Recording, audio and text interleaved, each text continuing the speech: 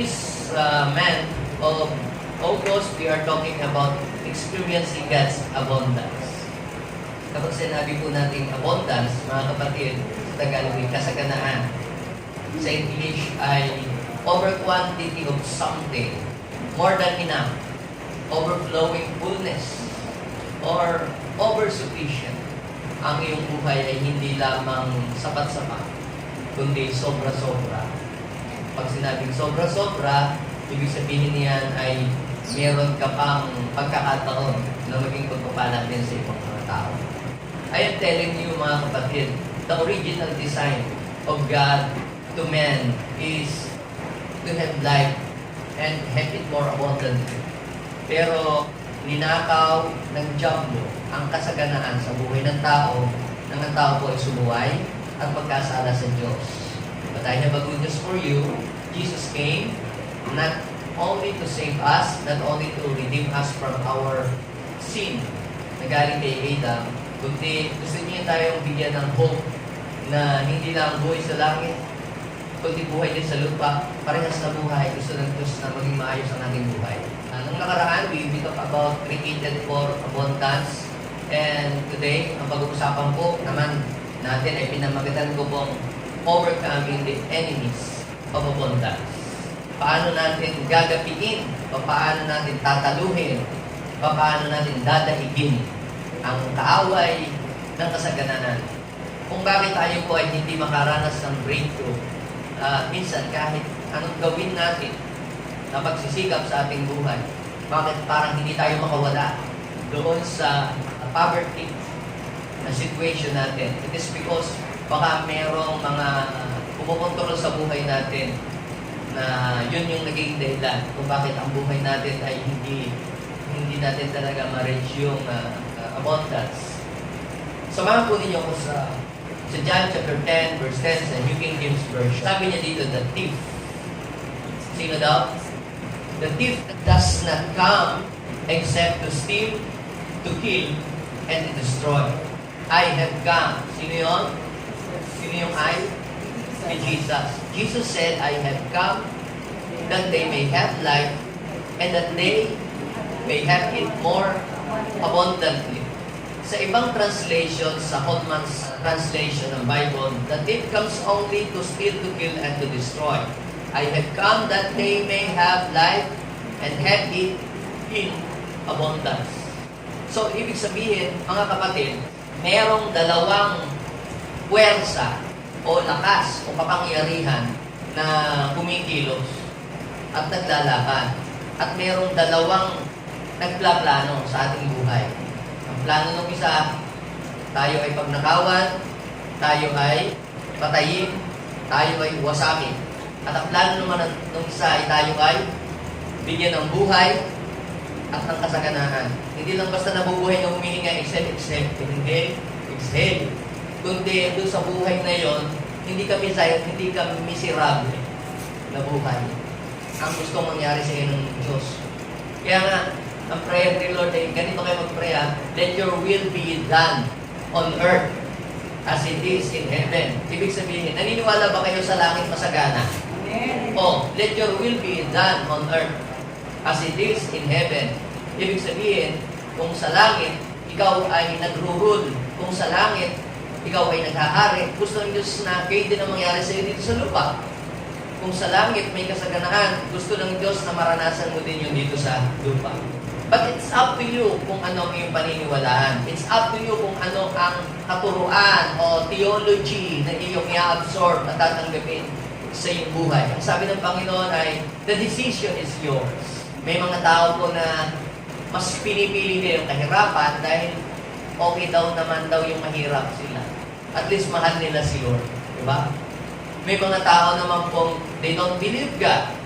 Diba? May mga tao naman naniniwala sa kasaganaan. So, tayo po mga kapatid ay binigyan ng salita ng Diyos, ng salita na mapangahawakan. At binigyan tayo ng mga promises na ating pong pangahawakan at ma-claim o pwede natin i-claim sa buhay natin.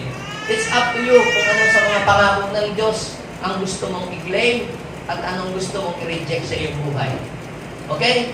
So, are you ready now? Amen. So sabi po dito, kaya lang daw pupunta dito ang magnanakaw. Madalas na naririnig niyo na po sa akin na nababanggit ko po sa inyo na pag sinabing thief, yan isa sa mga title ni Satanas. Siya ay magnanakaw. Actually, talaga namang si Satanas, wala po siyang sariling pag-aari. Kung inyo pong babasahin, yung encounter ni Jesus kay Lucifer, nung si Jesus po ay nag-fasting sa wilderness, sabi, pinatanaw niyo yung kayamanan ng buong sanlibutan. Sabi niya, sa akin lahat yan. Sabi niya gano'n. Bibigay ko yan doon sa mga sino man na may gusto niya sa isang kondisyon. Kung luluhod sa akin at magpapatira pa sa aking harapan. Pero, tingnan niyo, no? Si Jesus, makukuha na niya yung yaman ng buong daigdig na walang hirap, luluhod lang siya kay Satan, no? Pero, Jesus rebuke him and sabi ng Bible, ang Diyos lang ang iyong sasambahin.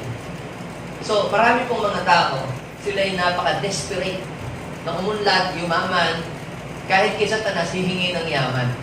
Eh kung hihingi ka din lang ng kasaganan, huwag na kay Satanas. Papahamak lang niya ang buhay mo. Kung hihingi ka na din lang ng kasaganan, ay sa Diyos na. Dahil si Satanas walang sariling pag-aari. Kung meron man siyang i-display na yaman na sasabihin kanya, hindi kanya yun. Dinakaw ng iyon kay Adan. Pero lahat po ng yaman ng mundo ito, yan ay pag-aari lahat ng Diyos. The Bible says in Psalms 24 verse 1, the earth is the Lord and the fullness thereof. The world and every people in it. So, ibig sabihin, kahit ikaw, yung kotse mo, yung bahay mo, yung mga lupain mo, lahat pala yan ay sa Diyos. Pero ang maganda nito, kaya yan ay nasa iyo ngayon at meron ka na niyan. Yung iba, paparating pala. Ibig sabihin, napagkatiwalaan ka ng Diyos. Oh. Sino dito gusto siyang mapagkatiwalaan ng Diyos?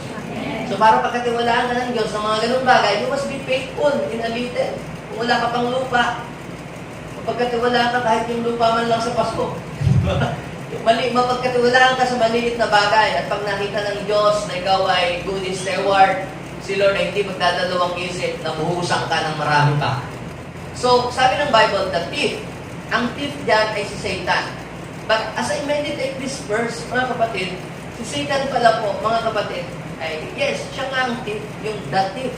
Pero meron po siyang mga ginagamit na mga elemento, instrumento, behikulo, at mga kung ano-ano para mapagnakawan tayo. Ngayon, yan ang kanyang forte dito sa mundong ito. Yan ang kanyang trabaho. Magparot pa rito para nakawan ang mga tao, paghirapin, at alipinin niya. Para nang sa gayon, yung mga tao magalit sa Diyos. Pagka gawing worse ang buhay, para ang mga tao magalit sa Diyos, itakwil nila ang Diyos. Pero, napakaganda nito si Lord pumunta siya dito para yung mga tao na kinakawawa ng Diablo, pinapahirapan ng Diablo, bigyan ng pag-asa.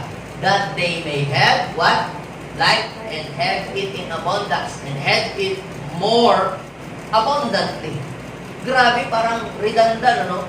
Dahil yung ibig sabihin ng abundance or abundant, it means over quantity of something. More than enough, more sufficient. Pag sabi, more abundantly, more abundance. Overflowing. So, ibig sabihin, yan ang gustong mangyari ng Diyos. Hindi lang sa material, mga kapatid. Maging overflowing sa wisdom, sa knowledge, sa anointing, sa gifts, no? Sa mga talents. Yun ang gustong mangyari ng Panginoon sa ating lahat. Kaya lamang, depende nga sa pagtanggap mo kung ano ang gusto mong i-receive sa iyong buhay. I believe knowing is a blessing dahil alam mo kung ano yung iyong karapatan bilang nanalig kay Kristo, alam mo din yung iyong i-claim. Kung hindi mo alam na meron ka pa ng lupang 1 hektarya na pamana sa iyo nung nawala mong ninuno, titirahan nyo ng mga squatter at ibang tao until someday, nagbuklat ka sa cabinet, nakita mo sa baon, pa, ito ang pangalan ni Lloyda del Prado, nakapagmana ng isang buo. Teka muna, yung parang lupang yun ay akin. Doon mo lang nakita, ay akin pala, dahil nakita mo sa testamento. sa kasulatan. Now, what's the point here? As you read and reread and read the promises of God, malalaman mo, ito pala ang para sa akin na i-prepare ni Lord. Ito binibigay sa kaaway. Kaya sabihin mo sa iyong katabi, malalaman mo kung ano yung inheritance na i-prepare ng Diyos para sa iyo. As you listen, as you study, as you read the Scripture, as you read the Word of God. Now, how to overcome the enemies of abundance? Ano ba ang mga enemies? Ano ba ang mga ginagamit ng kaaway na behikulo, mga elemento ng ginagamit ng kaaway para po tayo ay paghirapin at para panatilihin ang buhay natin ay nasa bababang kalagayan. Now, may babasahin po tayong mga verses sa Bible at dito po ay ipapakita ko sa mga verses na ito yung mga bagay na ginagamit ng kaaway para panatilihin na mahirap ang ating buhay. Basahin po natin yung Proverbs chapter 30 verse 7 to 9. So tingnan niyo po, baka favorite verse niyo ito. Baka ito pong verse na ito ay pinanghahawakan ninyo forever. Mag-isip-isip muna po kayo. Okay? Sabi dito, Diyos ko, may hihilingin akong dalawang bagay. So may dalawang bagay daw siyang hilingin. Ano kaya yon? Bago daw siya mamatay. So may dalawang meron pa kayong tao na nakausap na yung nag-aagaw buhay na. Wala nang ibang iniisip yun. No? Maging mapayapa ang isip at makarating sa langit. Yun lang. Pagka mga 1 week na lang ang buhay, hindi nila mag-iisip ng kung ano. Wala na yung isipin pang iba. Hindi niya mag-iisip ng, hindi niya isipin ang trabaho niya, hindi niya na isipin ang bahay, hindi niya na, isipin lang niya, sana meron akong peace of mind, sana makarating ako sa langit. Yun lang. Yun na lang yun. Sabi niya po dito, basahin natin, go. Diyos ko, may hihilingin akong dalawang bagay bago ako mamatay. Sino po ang nagpe-pray niyan? Ang sumulat po ng mga katagang niya, ng Proverbs chapter 30, bisahin niyo sa verse 1 to the following verses at saka yung 31, yung chapter 31, yan po ay mga kawikaan ng ina ni Haring Lemuel. Okay? Yun naman pong chapter 30 ay kawikaan. O ibig sabihin mula sa bibig ng isang tao, ang pangalan ay si Agur. So hindi po yan galing lahat kay Solomon, yung mga nakasulat dyan. Okay? Kinumpile po yan ng mga Proverbs noong unang panahon. At yan pong Proverbs, chapter 30, the whole chapter, ay yan po ay mga wika ng isang tao na ang pangalan niya ay si Agur.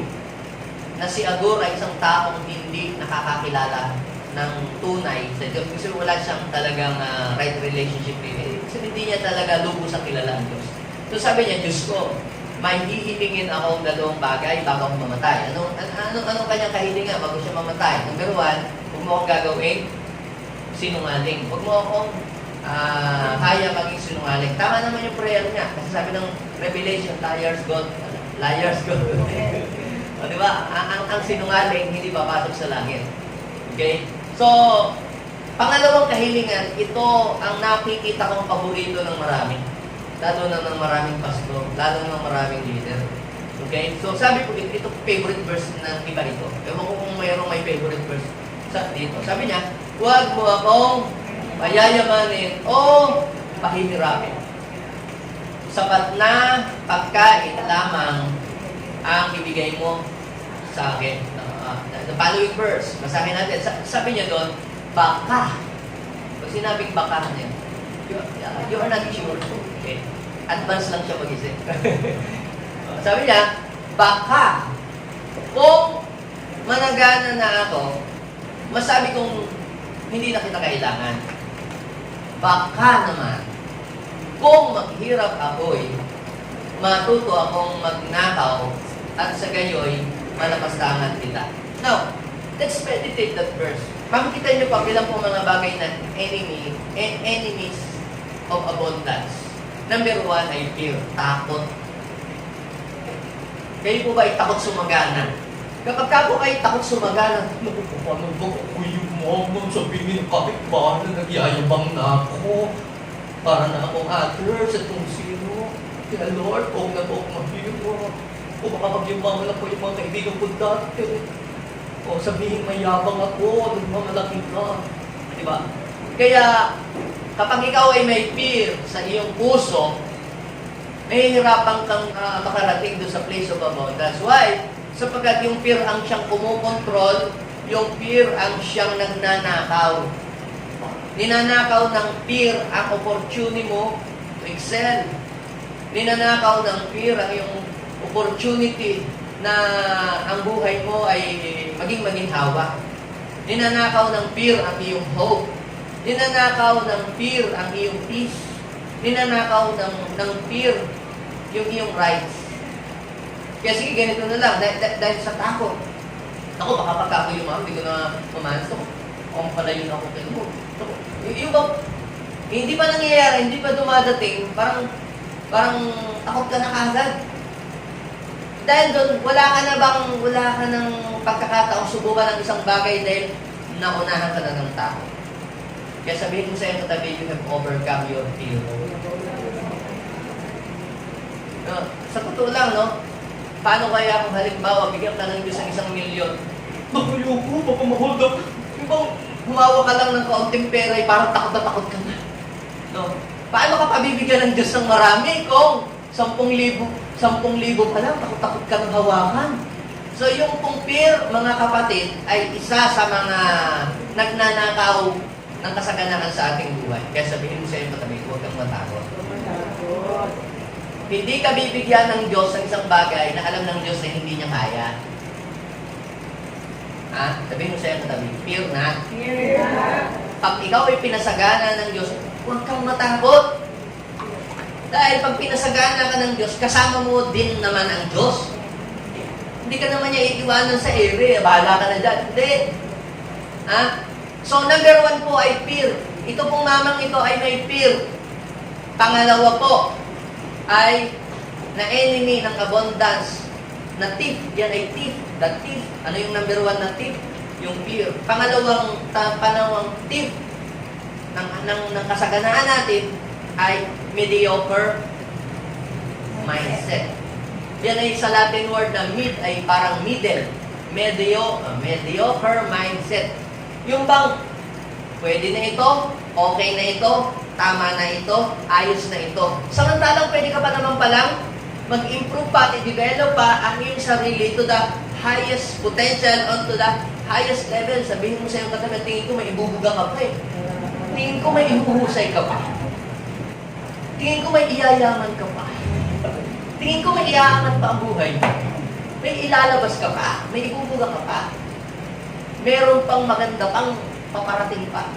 Sabi niya, Lord, huwag mo akong payayaman, ha? Huwag mo rin akong paghihirapin. Gusto ko dito lang sa gitna, play safe ba? Yung ayaw niyang mag-risk, mag-take ng risk para umunlad ang kanyang buhay. So, ang mga mediocre mindset, ayaw nilang mag-take ng risk para po marating nila yung lugar na ipinrepare ng Diyos para sa kanila. Kaya mga tao, dito na ako nabuhay, dito ko namatay, kinalimulatan na namin dito. Kaya takot lang mo yun sa persecution, takot mabash. Di ba?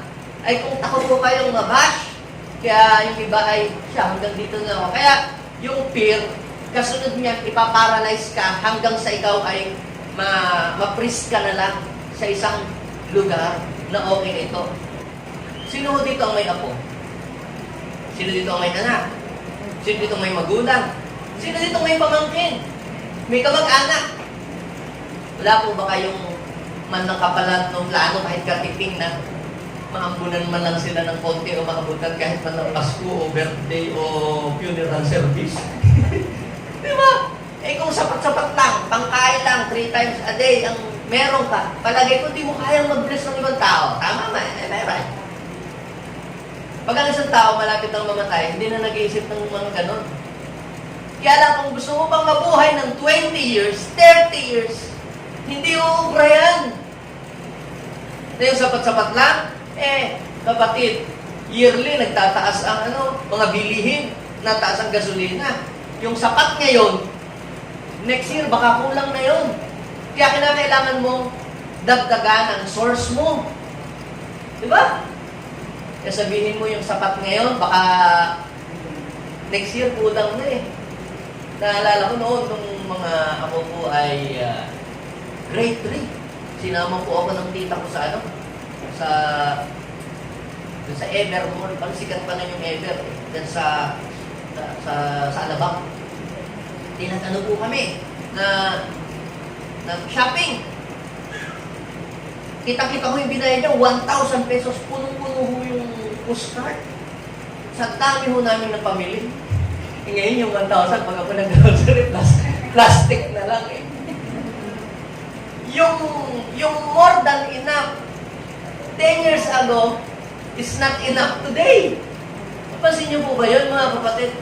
When you stop there, anong mangyayari sa iyong buhay? Your life will end up poor. So, mediocre mindset can snatch, can steal God's abundance in your life. Sa mga estudyante, ba? Pag ang pananaw mo, okay lang, kahit 75 ang makuha ko sa grades. Oh, pag pa 75, di ba pasa na? Yung may grade na 95, di ba pasa? Yung may 75, di ba pasa rin? Oh, parehas lang naman pasa. Totoo, parehas na pasa. Kaya lang po, nasaan ang maraming opportunity? Nandun sa may 75 na grade o may nasa 95 na grade o nasa 98? Saan?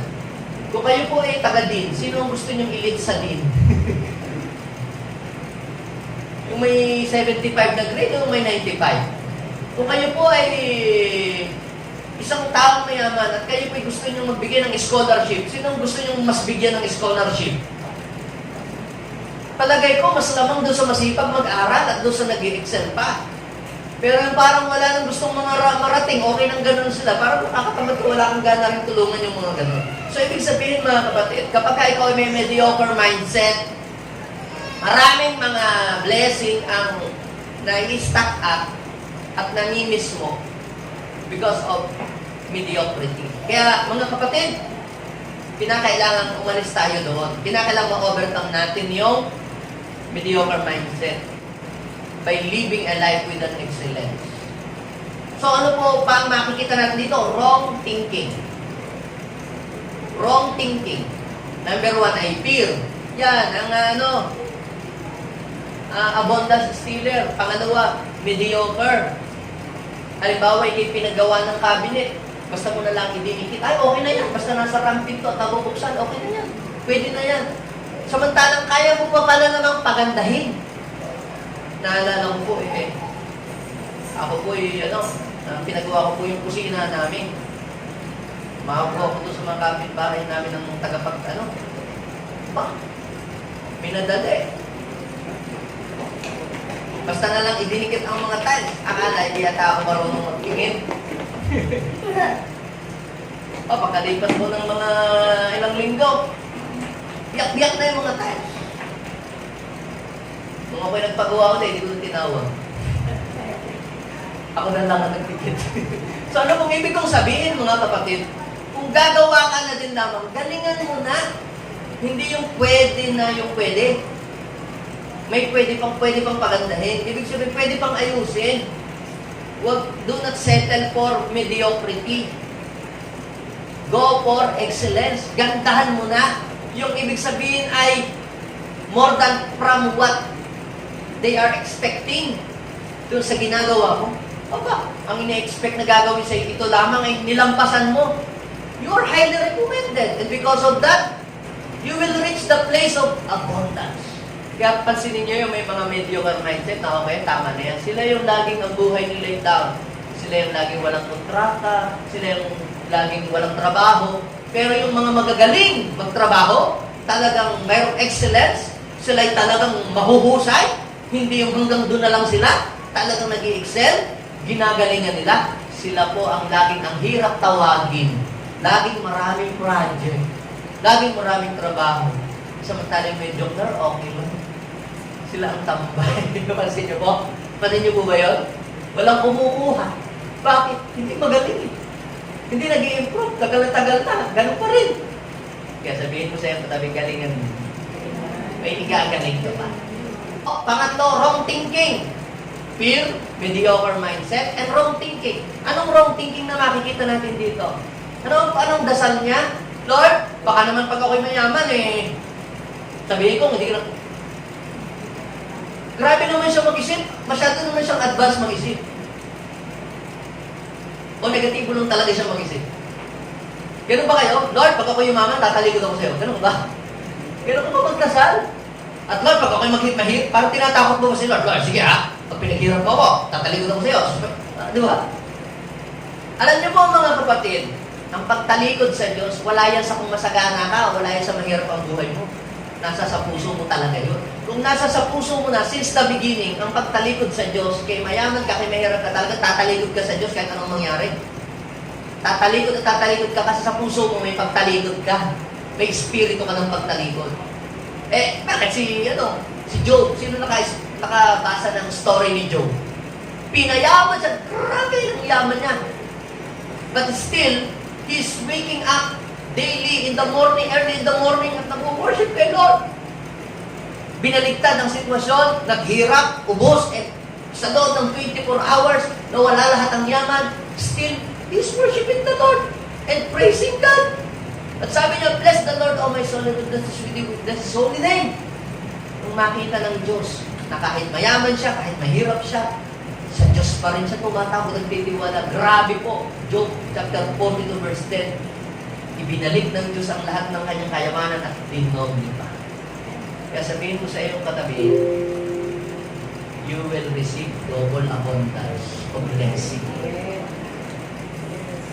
Kapag mananatili ka lang sa Panginoon. So, ano po yung wrong thinking po dito? Yung bang hindi pa dumarating ang isang bagay, mayroon ka na agad negatibong conclusion. Ay, baka pag ako mayaman na, para ba nakita nyo? Huwag kang maliligo sa ulan. Magkakasakit ka. Magkakasakit agad-agad. Pwede bang mababasa mo na? Tapos di ginawin? Di ba? Hindi pa naliligo. Magkakasakit ka. Di ba? Huwag kang magsapuno. Hulog ka. Hindi pa nakakakit sa puno. Nag-ano ka na agad. Mahuhulog ka. Hindi pa naman nakakakit Di ba? Masyado pa namang advance. Okay lang advance mag-isip kung positibo Yung advance, puro ka negatibo. Maling isip yun. Di ba? Tapos huwag akong business, malalugi ka. Hindi pa nga nakapagsimula. Sinasabihan mo lang gano'n. Lord, huwag mo akong payayamanin. Pag mayaman ako, baka tumad. Alam niyo po, mas maganda na yung manlalangin ko. Lord, kahit mayaman ako, Lord, hindi ako tatalikod sa inyo. Kahit mahirap din po ako tatalikod sa inyo. Kasi kayo naman talaga ang habol ko, hindi naman po talaga yun. Paano ka ba mag-pray? Ganon? O baka favorite verse mo na yun. Sa pag ganon ka, ang iyong buhay ay magpa-paralyze ka na. At saka selfish ka pag gano'n ka mag-pray. Bakit? Sarili mo lang iniisip mo. Di ba? Paano yung anak mo? Paano yung apo mo? Pamangkin mo? Mga tao gusto mong tulungan. Kung sapat lang ang darating sa iyo. Di ba? Sabihin mo sa iyong katabi, do not settle yourself for just enough. Move into the place of more than enough.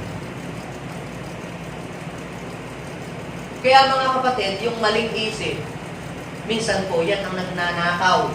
Hindi mo pa nasisimulan yung negosyo. Sa iba naman yung hindi pa nagsisimulan. Kapatid, invite mo yung family dito sa church para mapag-bless dito. Ay, naku, mga yun, yung mga negative, mga yun. Piloso po yung mga yun. Hindi mo nasisimulan. Hindi ka pa nagsisimula. Pinakungunahan mo na agad na maling conclusion. So, wrong thinking can steal your blessing and abundance. Yeah? Ano pa? Ano ba? Sabi ko, number 1 ay fear, number 2 ay mediocre mindset, number 3, ano kayo sabi niya? Wrong thinking. At ito pa, number 4 ay poverty mentality. Tayo ay umatras ng konti. Umatras tayo ng konti sabi niya. Basahin yung chapter 30, verse 2 and 3. Ito yung sabi niya. Ito si Agor pa rin to Si Agor pa rin. Word pa rin ni Agor. Ito binabasa natin sa Proverbs. Sabi niya, ako'y mangmang. Alangang maging tao. Kita niyo yung mga declaration sa sarili niya? Sabi niya, Ako yung mang, alam akong maging tao. Wala akong karunungan. Hindi ako matalino. Sabi ko ng verse 3, then sabi pa niya, I have not mastered human wisdom, nor I know the Holy One. So, wala akong alam tungkol sa Diyos. So, may mga na-encounter ba kayong tao na wala akong pinag-aral?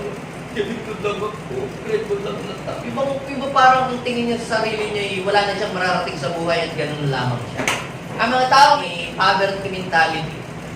Sila po ay yung bang lagi nag-iisip sila ng kahirapan. Lahat na lang ng bagay mahirap para sa kanila. I'm telling you, kung hindi ka nakatapos ng college, hindi ka nakapagtrabaho, may good news for you, hindi doon nakasalalay ang pag-unlad mo.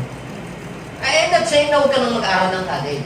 Kaya lang siguro hindi ka nakapagkal, hindi ka nabigyan ng pagkakataon, maaaring mahirap ng iyong magulang, maaaring dati pasaway ka, gano'n. Kaya lang, wala ka ng pagkakataon na makabalik sa dati. But I am telling you, our God is alive, and nothing is impossible to Him, kahit hindi ka nakatapos ng college.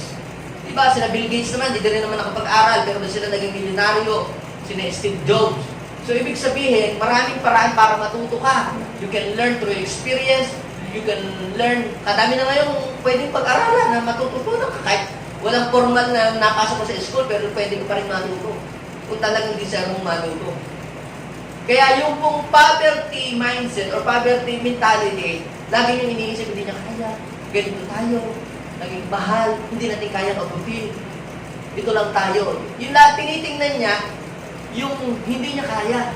Sabihin mo sa yung katabi, huwag mong laging tingnan yung mga bagay na hindi mo kaya.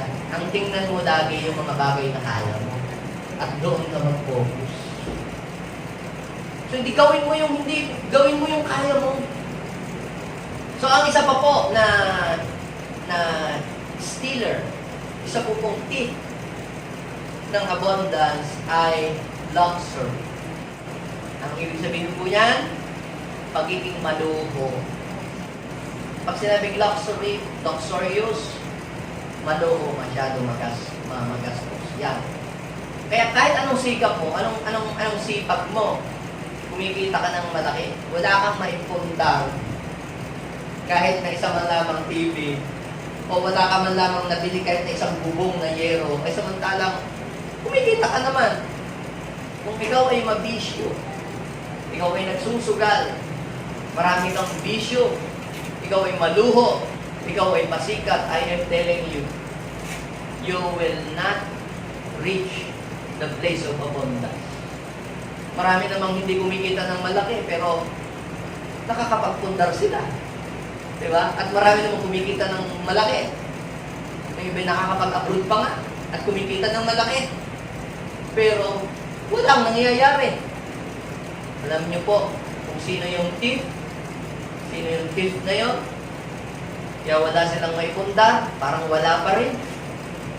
Meron pong leak ang kanilang sisidlan, timba, butas.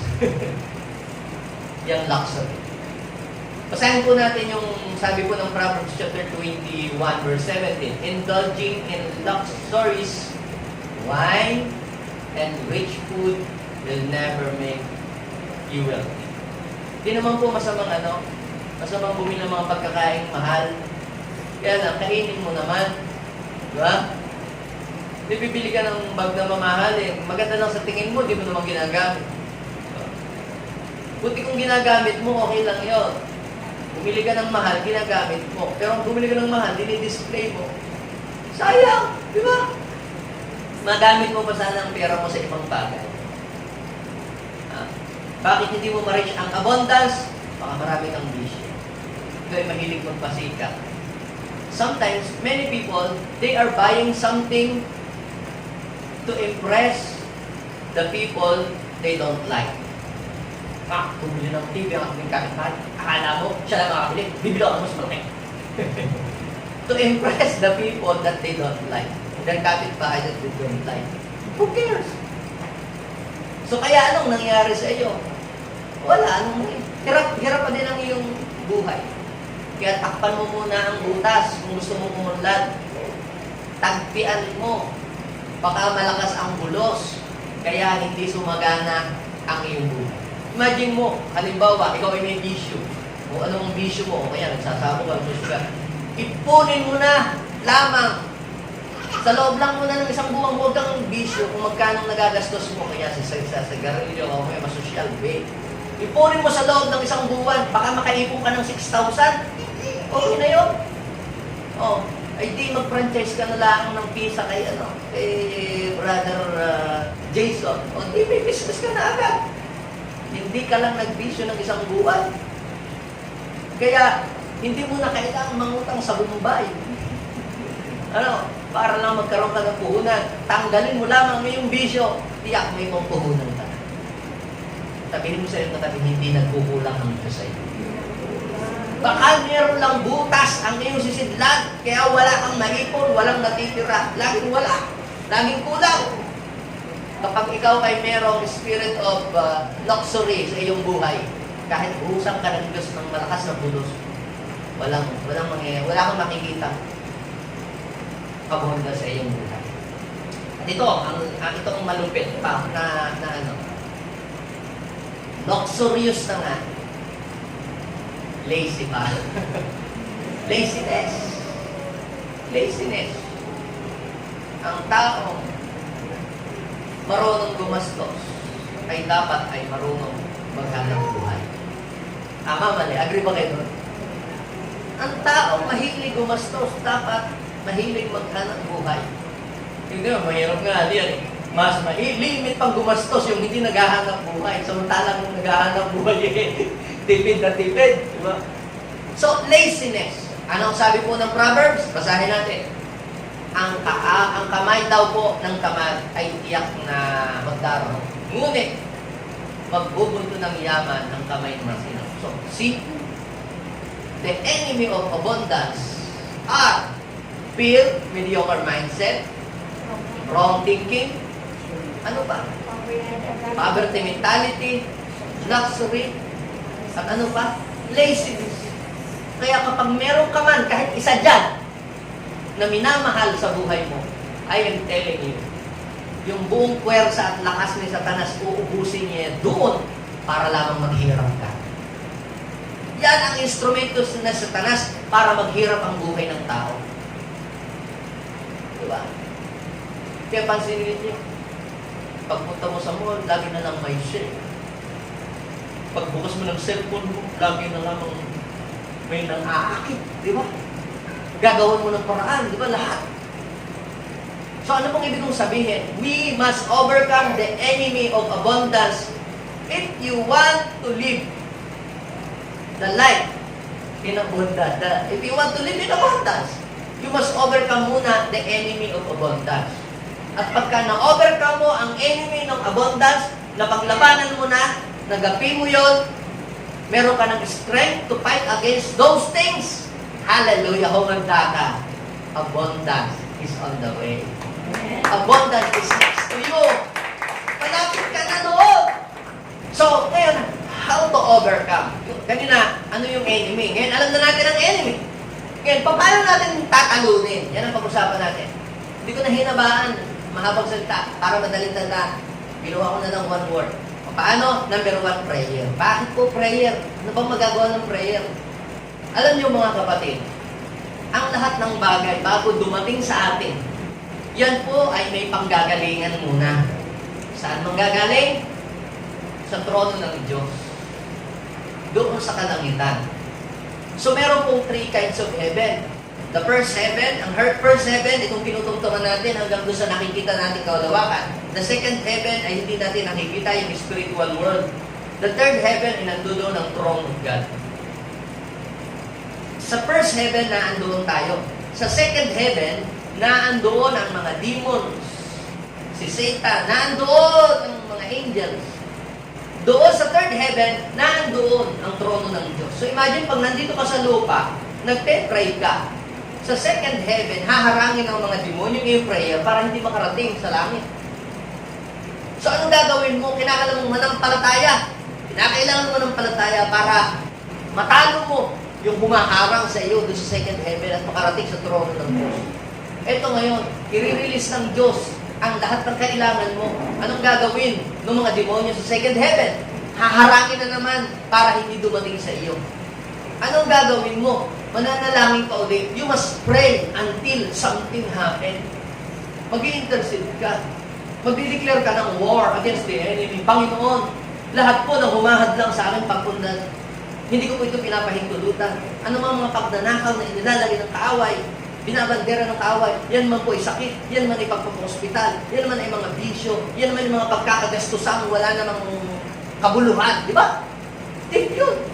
Padala ng kaaway. Minsan pag narinig yung blessing, biglang mayroon pang pagkagastusan. Wala sa plato. Hindi mo alam, padala ng kaaway yun para hindi ka sumagana. Akala mo lang naman nagkataon lang. Hindi po.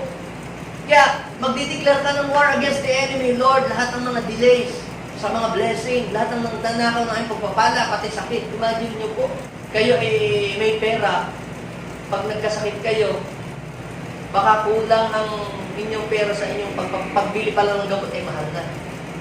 Anong ibig kong sabihin? Doon pa lang, nanakawan na tayo. Samantalang dapat magamit mo sa ibang bagay, sa pampuhunan o para sa tuition ng anak mo, ay dahil nagkasakit ka ngayon, doon napapunta. Nanakawan ng kaaway. Kaya, number 1, mananalangin ka. Lord, kung ang misyon ng kaaway dito ay pag nakawan ako, hindi ko siya pinapayagan. Lord, kinukuberan ko ng dugo ni Jesus ang mga blessing na para sa akin. At tinatalian ko ang mga kamay ng diablo para hindi niya makuha yung mga blessing. Dapat manalangin ka na, sana, Diyos ko, pagpalain mo. Huwag lang ganon. Declare, agawin mo sa kamay ng kaaway. Lord, ako mapayag. Pinangako mo, Lord, na ako'y pagpapalain mo. Pag ako'y nanalig sa'yo, hindi lang ako saved. Kaya mo rin i-provide ang aking pangailangan. Now, sa 1 Chronicle, chapter 4, verse 9, meron pong isang lalaki doon na nag-pray. Ang pangalan niya po, si Jabez. Ano ang prayer ni Jabez? Si Jabez daw po ay higit na marangal sa kanyang mga kapatid o sa mga kapatid niya. Jabez was more honorable than of his brother. Pero ano ba ang buhay niya dati? Siya daw ipinangalan ng Jabez ng kanyang nanay kasi ipinanganak daw po siya sa gitna ng hapis. Imagine yung mga taong pinanganak sa ganyan. Alam yung mga nanay na mahirap magbuntis, ang daming mga sakit, ang daming pain na pinagdaanan. Kulang na lang palaglag na nila yung bata sa hirap ng kanilang pinagdadaan. Pero nakasurvive sa pagli-labor yung mami ni Jabez para hindi makalimutan yung hirap ng nanay ni Jabez, pinangalan tuloy kay Jabez. Imagine mo, yung kahirapan, yung pain, ipinangalan sa iyo. Sa tigpatawagin ka, nire-remind ang nanay mo, pati sarili mo, ikaw, pahirap ka. Diba? But Jabez did not allow his situation to prevail in his life. Anong ginawa niya? Verse 10, ano sabi? Ngunit tumawa. Sa ibang translation, but Jabez prayed to God. Tumawag siya sa Diyos ng Israel. Who is the God of Israel? The God of Israel is the creator of heaven and earth. Hindi po yun ginawa sa kamay ng tao, ginawa sa luwad o sa kahoy. The God of Israel, specific kung sinong Diyos. Kasi noong panahon noon, maraming tinatawagan. Kay Allah, kay Buddha, kay kung sino man yun. Pero to, specific. Saan galing ang kanyang blessing? Sa God of Israel. Sa Diyos na nagpala sa Israel. Kay Abraham, kay Isaac, kay Jacob. Nanalangin siya. Parang itong sabi, Lord, kung kaya mo pagpalain si Abraham, kaya mo rin pagpalain si Isaac, si Jacob, ako kaya mo rin gawin sa akin yung ginawa mo sa kanila. At anong sabi? Nanalangin po. Anong panalangin ni Jabez? Pagpalain po ninyo ako. Specific. Sinong nagpe-pray dito ng life? Bahala ka na, Lord. Diba? You must be specific kung anong gusto mo. Bahay, pag-pray mo. Sasakyan, huwag nahiya. Jabez ka, hindi nahiya. Sabihin mo kung anong gusto mo. Ha? Pagpalain po ninyo ako. Palawakin po ninyo ang aking lupain. Ano pa? Material blessing. Hinihingi niya. Ilayo po ninyo ako sa kapahamakan para hindi ako mahirapan. At ipinagkaloob naman ng Diyos ang kanyang kahimikan. Ngayon, what is your prayer? Ano ang lagi mong pinapanalangin? Now, dito nakita natin yung dalawang klase ng panalangin. Prayer of Agur at prayer of Jabez. Ngayon, mamili ka sa dalawa. na ang gusto mong panalangin, na gawing panalangin sa buhay mo. Si Agor, Lord, okay lang ako sapat-sapat lang. Bago ako mamatay. Di ba? Makatimkim man lang ako ng lechon. Ganun. Okay lang yun, Lord. Pwede mo na akong kunin. Ganun. Anong gusto mong prayer? Prayer of Agor o prayer of Jabez? Kasi sa parehas na yan, maanin sa dalawa ang maging prayer mo, pakikinggan ng Diyos eh. O, gusto mo palang okay, sapat-sapat lang. Sige. Your request is granted at your service.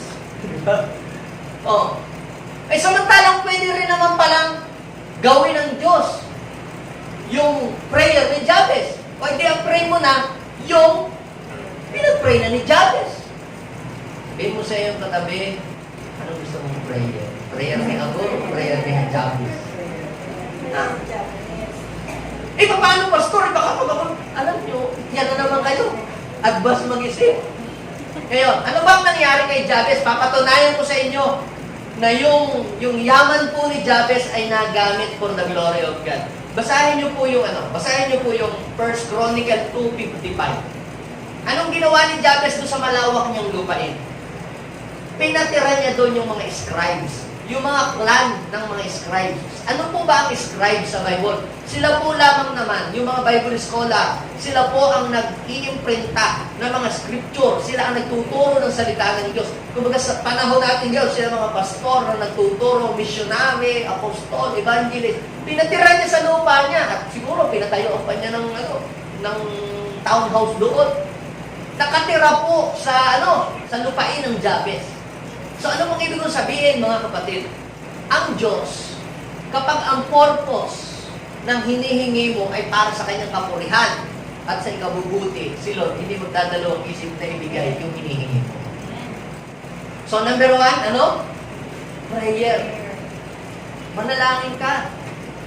Labanan mo sa panalangin. We are not wrestle against flesh and blood. Sabi, Ephesians chapter 6:10.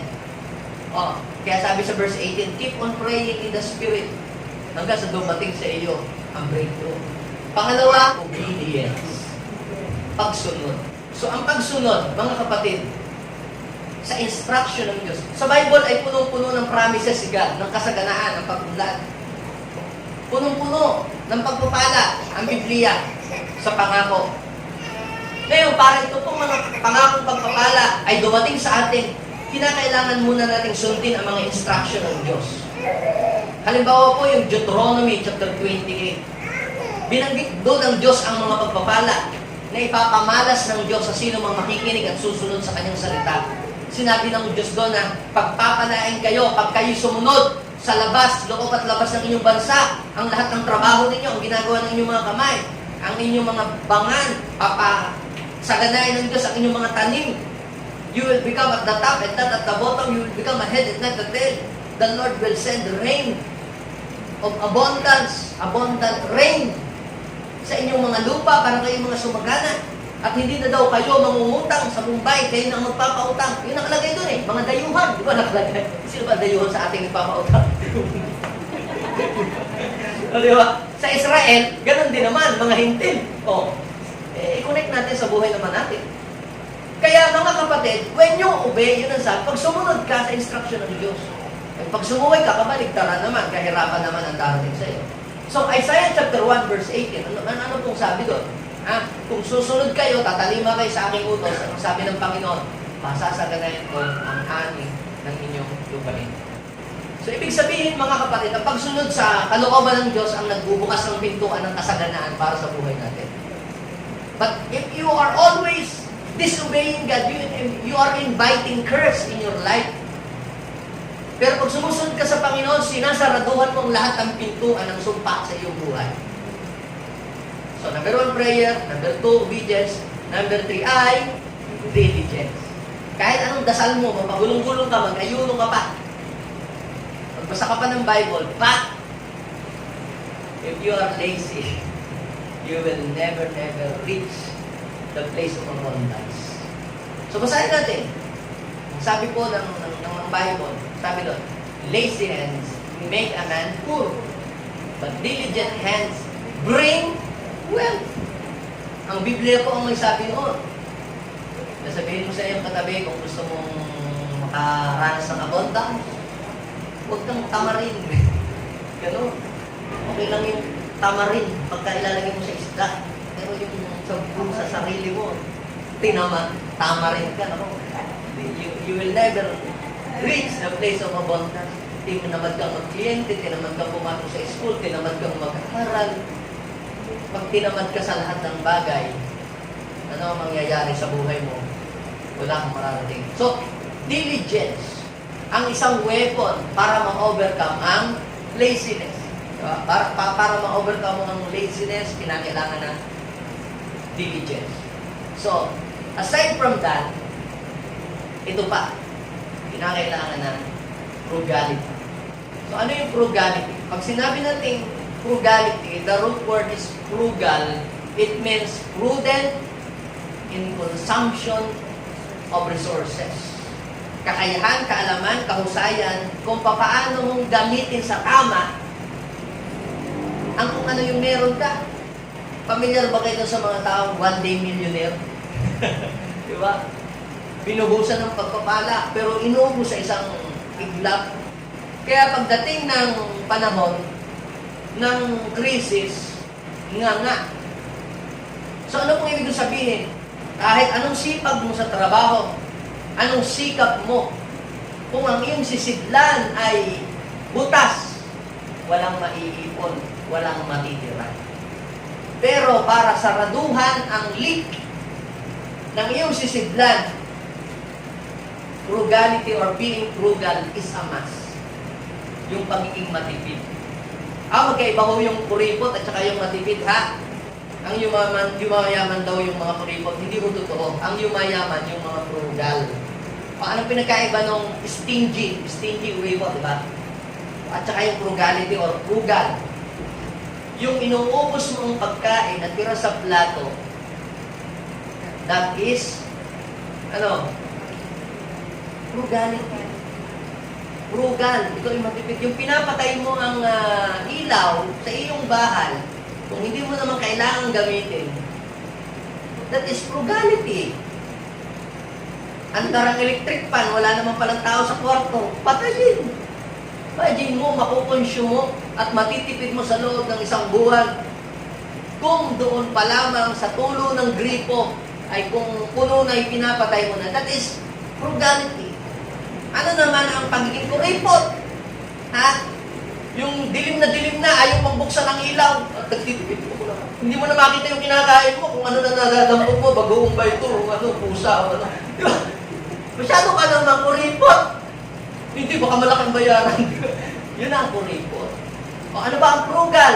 Kung kumain ka sa Jollibee, may asukal, hindi mo nagamit yung asukal, hindi mo nagamit yung coffee mate, iuwi mo. Di ba?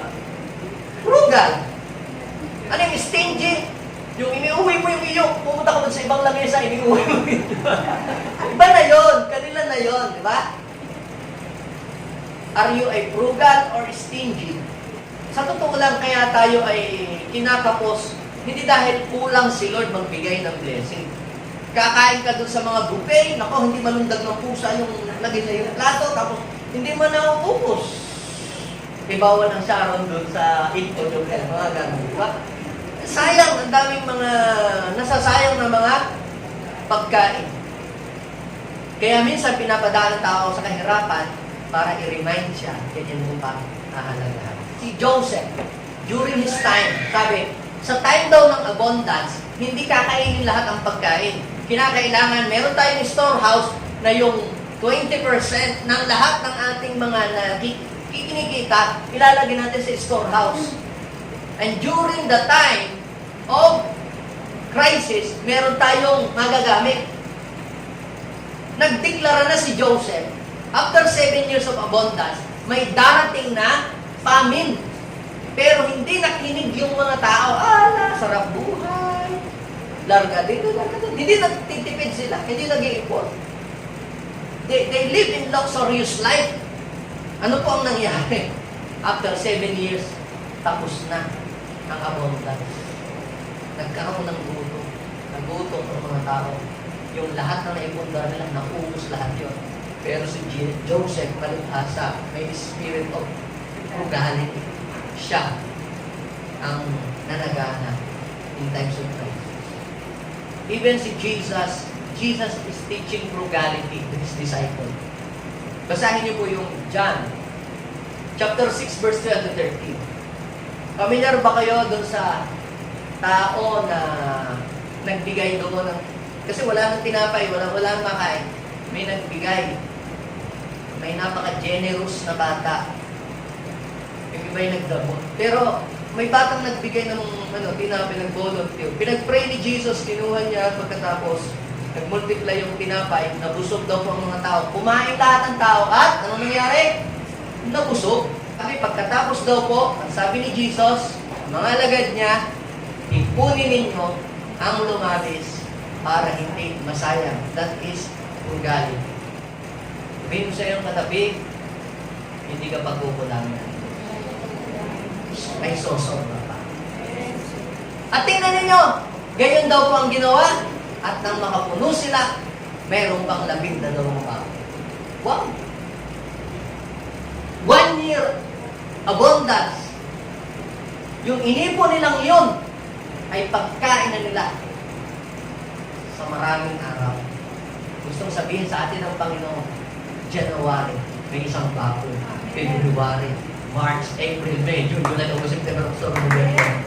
If you are frugal, nagugutom ang mga tao, pero ikaw ay may makain. Sabihin ko sa'yo katabi, hindi ka magkukulang, hindi ka magugutom, hindi ka maghihirap sa panahon ng crisis. And last, generosity.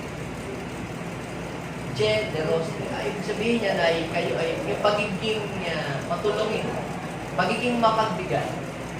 Sa Bible po, puno-puno ng lesson about generosity. At ano po yung nangyari right after na sila ay maging generous. Sa Bible, makikita niyo po yan. Merong isang widow. Hindi mo kinakailangan maging milyonaryo para kayo maging generous. Ang pagiging generous, wala yun sa dami o sa dami ng ari-arian. Yan ay nasa sa puso talaga ng tao. Yung taong generous yan kung meron o wala man siya o kakaunti man siya. Generous yun. Yung taong hindi generous, kahit marami yan, hindi siya talaga siya generous. Kasi ang generous attitude yan. Pagiging generosity is an attitude. So yung isa pong babae, wala daw kumakain, kakainin na lang nila. At pagkatapos mamatay na, yun na lang, pagkain na lang nilang mag-ina. May dumating pang bisita, men of God pa. Pinakain pa niya doon sa bisita niya yun. Ang sabi, diniklarahan siya dahil sa ginawa mong yan. Matatapos ang famine, hindi mauubos ang inyong pagkain. At ano nga po ang nangyari? Because of his generosity, they experience abundance. Alam niyo pong story ng 1 Kings chapter 17. Another story ng generosity ay ang mga taga Macedonia. Nagkaroon din po ng famine, kahirapan during the time. Pero sabi ni Paul, na ang mga taga Macedonia daw po ang tumulong sa kanya sa aklat ng 1 Corinthians, I think. Na yun daw po mga taga Macedonia sa 1 Corinthians 8:1-5. Grabe naghihirap na sila, pero sabi nila kay Paul, huwag silang pigilan na tumulong. Generous talaga. So, ibig sabihin, ang pagiging generous, wala yan sa dami ng kinikita, yan ay nasa sa ugali. Ugali talaga. So, isa pang halimbawa ng pagiging generous ay yung mga taga-Pilipos. Sila daw ay naging matulungin kay Paul. Kahit sabi ni Paul, huwag niyo akong tulungan, okay na ako, I can manage myself, kasi tatrabaho din naman siya. Pero yung mga taga-Pilipos, gusto nilang tumulong kay Paul. Kaya sabi ni Paul, sa aklat ng Pilipos chapter 4 verse 19, doon sabi niya, at buhat. Saan? Sa kayamanang hindi mauubos. Mauubos ang kayamanan ng Bangko Sentral. Mauubos ang kayamanan ng buong bansa o mga bangko. Pero ang kayamanan ng Diyos ay hindi mauubos. He is our source. Buhat sa kayamanan niyang hindi mauubos, ibibigay niya ang lahat. Sabi Sabihin mo sa iyong katabi, lahat. Huwag kang matakot maging generous. Bakit? Kasi hindi mauubos ang kayamanan ng Diyos. Ibibigay daw niya ang lahat ng iyong mga pangangailangan. Kanino kaya yun? So, lahat ng naniniwala na siya ipagpapalain ng Diyos dahil lahat ay tumindig. Yes, Father, I know it, I believe, God, na ang bawat isa sa amin, tinawag mo para kami ay maging overcomer. We will overcome the enemy, our enemy, oh God. At naniniwala kami, if God is with us, no one can stand against us. Lord, sa oras na ito po, hindi ko po alam kung nasaan katayuan ng iyong mga anak, kung nasaan sitwasyon sila ng buhay ngayon.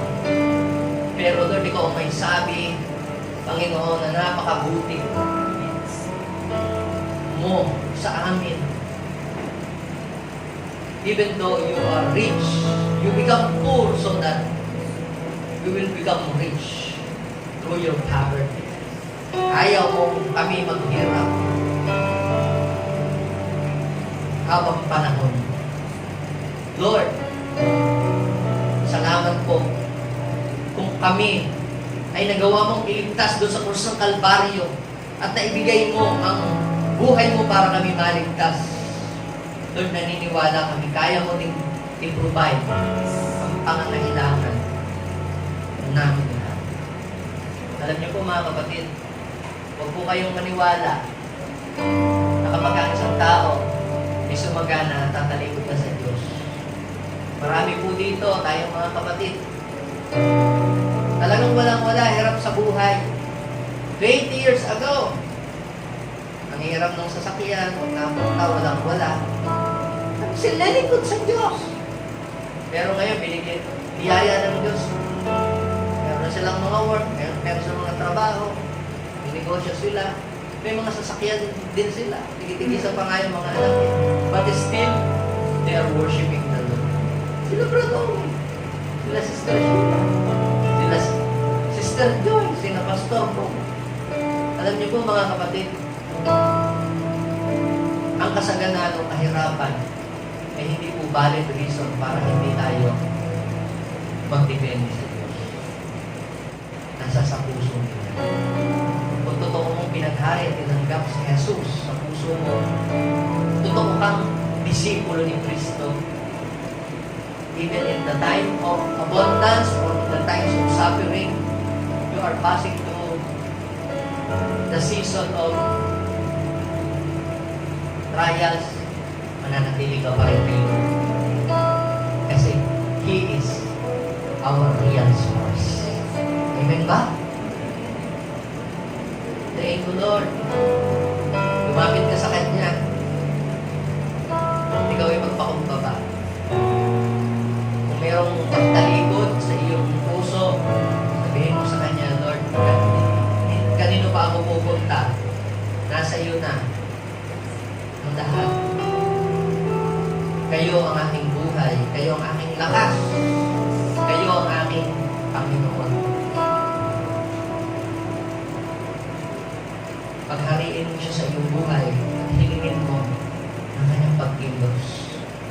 Jesus came here so that you may have life and have it more abundantly.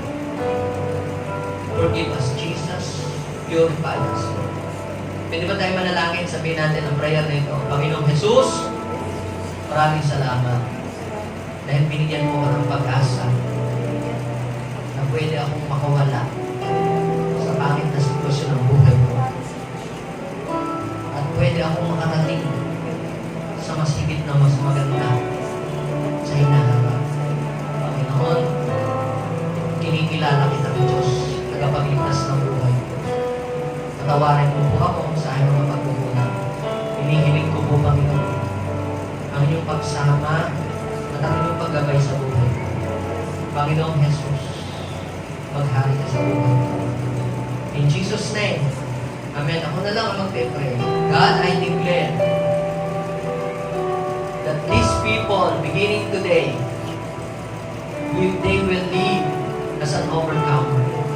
Anumang padala ng kaaway para pag naawan sila, ano man yan, Panginoon, na ginagamit na instrumento ni Satanas para nakawin ang lahat ng mga blessing, para nakawin ang lahat ng mga inihanda mo para sa iyong mga anak. Lord, hindi namin ito pinapayagan. Ngayon, ini-reveal mo na sa amin, and we will stand and do our best, O Lord Jesus, Lord, to overcome and pull down every enemy's stronghold. And God, naniniwala ako na ang mga anak mo ito ay pagtatagumpayin mo. Idinideklara ko uunlad ang kanilang buhay. Idinideklara ko higit pa sa kanilang inaasahan ang mangyayari sa mga kanilang buhay. Lord, let the prayer of Jabez manifest in their life. Papalawakin mo ang kanilang mga lupain. Papadamihin mo ang mga branches ng kanilang mga negosyo. Papadamihin mo ang kanilang mga kliyente. At hindi lang yun, Lord, pagpapalain mo sila. At hindi lang yun, Lord, sasamahan mo po sila para hindi sila mahirapan. Ikaw ang tutulong sa kanila. Ikaw ang hahawak sa kanila para hindi sila malayo sa iyo. This is our prayer in Jesus' name. Ang lahat ng pinagpala ng Diyos, magsabi ng